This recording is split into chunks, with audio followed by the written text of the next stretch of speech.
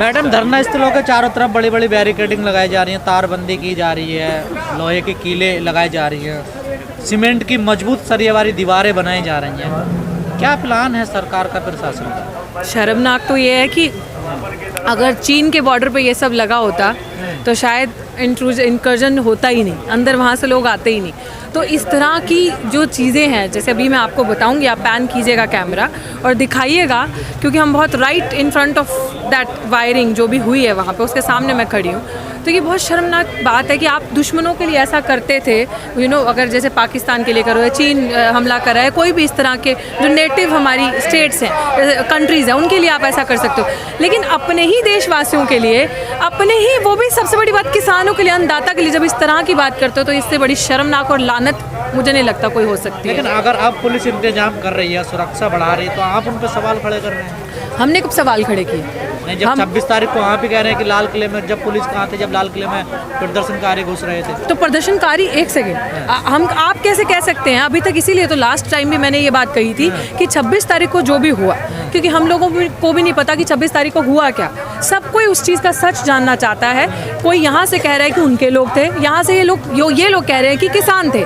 सच किसी को नहीं पता। डिफरेंट फोटोज वायरल हो रही हैं। देखिए, लोग थे, मिसगाइडेड था पूरा मूवमेंट। 26 तारीख का कुछ ऐसा हुआ कि जो हमें भी सुनने में आया कि जो रूट दिया गया था उसमें बैरिकेडिंग थी। जैसे अगर आप यही रूट देखें जो गाजीपुर से जो रूट जा रहा था उसमें भी बैरिकेडिंग थी।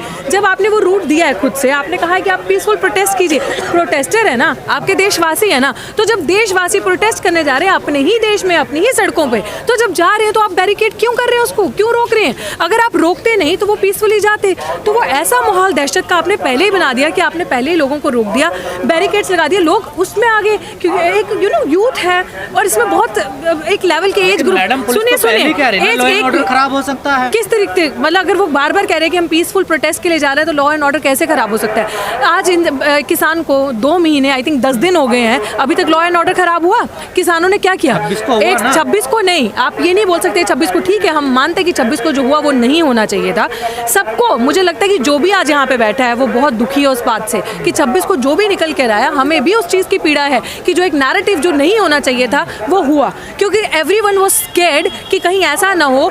26 को जो फैसला किया कि 26 को मूवमेंट में कुछ इस तरह के एंटी सोशल एलिमेंट्स अंदर आके इस पूरे मूवमेंट का नाम खराब कर दे, इस पूरे मूवमेंट को अपना एजेंडा सक्सेसफुल कर लें कि ये तो पाकिस्तानी है, ये तो आतंकवादी है, ये तो खालिस्तानी है, ये ना हो जाए। और वो आई थिंक कहीं ना कहीं हद तक सरकार उसमें सक्सेसफुल हो गई अपने एजेंडे में। बट उसके बाद जो मूवमेंट बंदा है वो आप सबने देखा है और मुझे आई थिंक उस पर कोई एक्सप्लेनेशन देने की जरूरत नहीं है। लेकिन आपको भी पत्रकार होने के नाते आपकी भी रिस्पॉन्सिबिलिटी बनती है इस चीज़ को ध्यान में रखें सवाल करते समय कि आपके देशवासी हैं, ये अन्नदाता है, ये 60 दिन से ऊपर आंदोलन हो गया, 2 महीने प्लस ये आंदोलन चल रहा है। अभी तक क्या किसी को छेड़ा है? अभी तक किसी के साथ कोई छेड़खानी हुई? अभी तक किसी के साथ कोई तू तड़ा, कोई बदतमीजी हुई? हम लोग भी तो आते हैं ना, महिला होने के नाते, बच्चे भी आ रहे हैं यहाँ पे।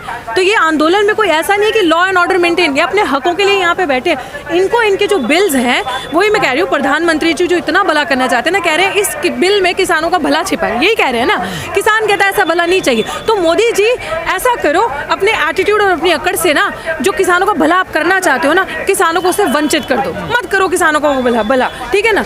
तो आप ऐसा करो कि किसानों को ऐसी सजा दो, वो बिल फाड़ के फेंको और वो भला मत करो, वो प्रॉफिट मत दो। पुलिस ने संयम बरता तो आप उस पर भी सवाल खड़े कर रहे हैं कि संयम क्यों बरता पुलिस ने? बिल्कुल नहीं, कोई किसी ने सवाल खड़े नहीं किए।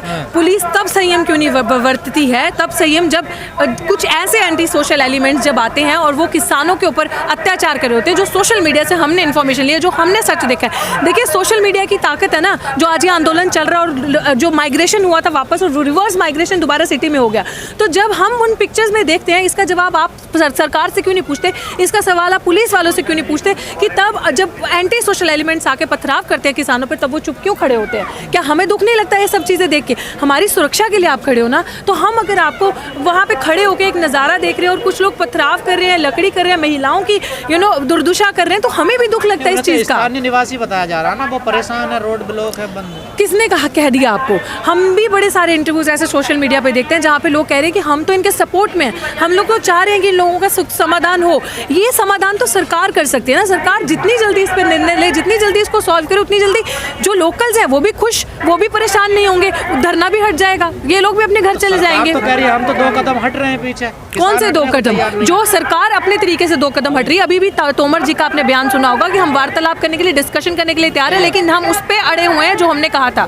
उसमें हम निगोशिएशन नहीं करेंगे। जो हमने पहले कहा था, अगर आपको वो अर्जियां मंजूर है तो आप आ सकते हैं डिस्कशन के लिए, वरना हमारे पास स्पेस नहीं है उस चीज़ का। तो इसको हम मॉडिफिकेशन नहीं कहते। सरकार ने कहा ना कि एक मतलब मन की बात में कि एक फोन कॉल की दूरी पे हैं, आप वार्तालाप कर सकते हैं, समझौता कर। देखिए कितनी, बिल्कुल हम उनकी इस चीज़ का अप्रिशिएट करते हैं। ये बात कही, किसान भी कह रहे हैं कि कितनी वार्तालाप।